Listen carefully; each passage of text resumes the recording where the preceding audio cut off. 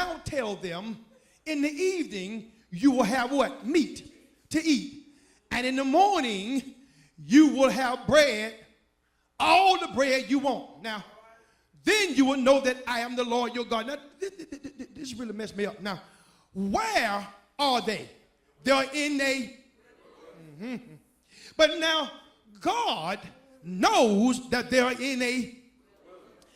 But God has done something in the wilderness before they got there. Oh, Lord, y'all gonna like this. So now, meat and bread. Now, what I like about the bread is that he said, you will have meat to eat, but you will have all the bread you want.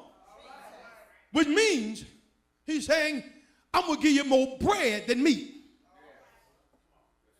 That really messed me up there. Go give you more what? Bread than meat. Now, why?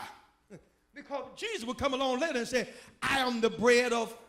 Okay, y'all get it. So because he wants you to have more of God than anything else. All you want. Someone say, I can have all the God I want. See, that's why. Okay, let's go. Okay, now look at number 13. Number 13. Let's kind of keep going. That evening, vast numbers of quail flew in, which means the quail wasn't there before. But God had divinely spoken to quail and had prepared those quail to follow an instinct, to come from where they were to come into a wilderness, because God had prepared quail. Isn't it amazing that quail that not been to school, quail that don't have degrees, quail that don't know how to pray can follow God? But here we are in church, got all of our education, got all of our prayer, and can't follow him nowhere. God will use who or what he need to use to help his people. So these quail couldn't be born in any other time than here. There are some things that God has saved just for you. It couldn't come on the earth in 1920. It couldn't come in the earth in 2020 because you need it in 2016. There are some things and some people that God has touched that's got your answer to every problem that you have. What God is going to do, he's going to lead you to a wilderness, and then he's going to touch the heart of the people to meet you in the wilderness. Okay? Somebody said, my best rescue is going to be in the wilderness. You know why? Because in the wilderness, I can't depend on nobody but God. In the wilderness, can't nobody do it but God. In the wilderness, the doctor walk away and say, I ain't never seen nothing like this. I throw my hands up, but now God steps in and says, now you are ready for me. Sometimes God will step in when you can't turn to the left or to the right. And God said, now I got you right where I want you. You're between a rock and a hard place. Hold on now. You're between a rock and a hard place. I say you're between a what? I said a rock and a what? The hard place is over here, but Jesus is the rock. Y'all ain't got. Say, I'm between a rock that's called Jesus and a hard place that the devil had brought. So I'm between. So now you choose which one you want. And watch this. And both of them are in the wilderness. Oh yeah. Okay, hold on now.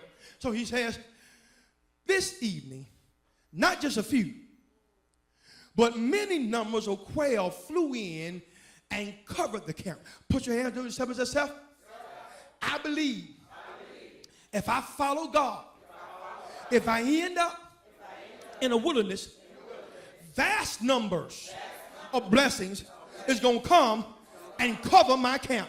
Oh, yeah. I didn't say a few. Okay, watch it now. And the next morning, the area around the camp was wet with dew. Now watch this now. It was wet with what? Dew. Now they got the meat. But God said, I'm going to give you all the bread you want. But now, Watch, the next morning, the area around the camp was wet with what? What did God promise? What do they have?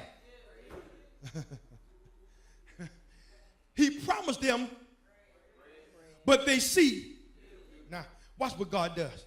So what God does, he wants you to believe him even when what you see don't look like what he said. I'm fixing somebody's plate right now. I want you to eat every bit of it. You've been asking God for some things, but it didn't show up like he said, and you thinking it's not God. But God can't lie. So if it shows up as do, what did he promise? So what you are seeing is not do. What you are seeing is bread. Okay, hold on. Let me say it again. That ain't do. That's bread. Okay, I'm gonna say it again. See, you're looking at it at what you see it. I'm looking at it at what he said. Now, you got to do, baby, that ain't do, that's bread. Why is it bread? Because he promised me I'm going to have all that.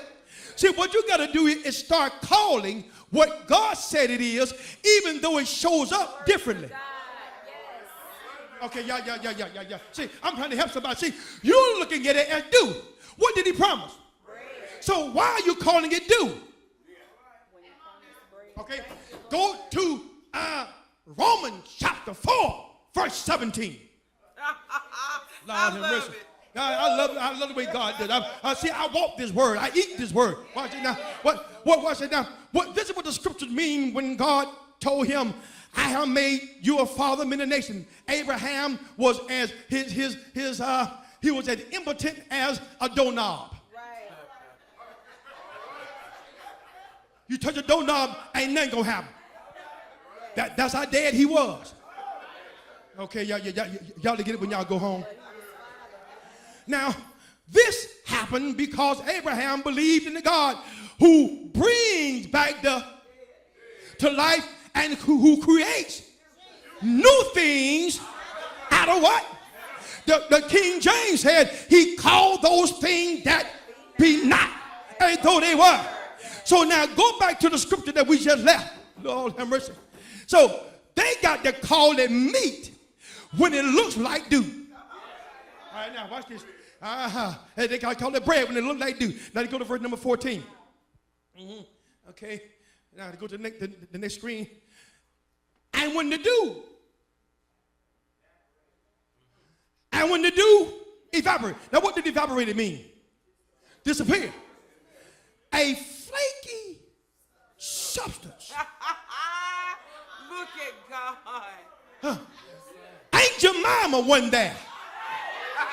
Pillsbury Doughboy one there. But yet it was flaky. Didn't use no flour. Didn't need self-rising. My God. Yeah, anybody didn't need colonial? All it needed was to evaporate. I'm trying to tell y'all right now, what you've been looking at is going to evaporate. And when it evaporates, what God said is going to be is what it's going to be. Somebody said, I just got to stay here through the evaporation process.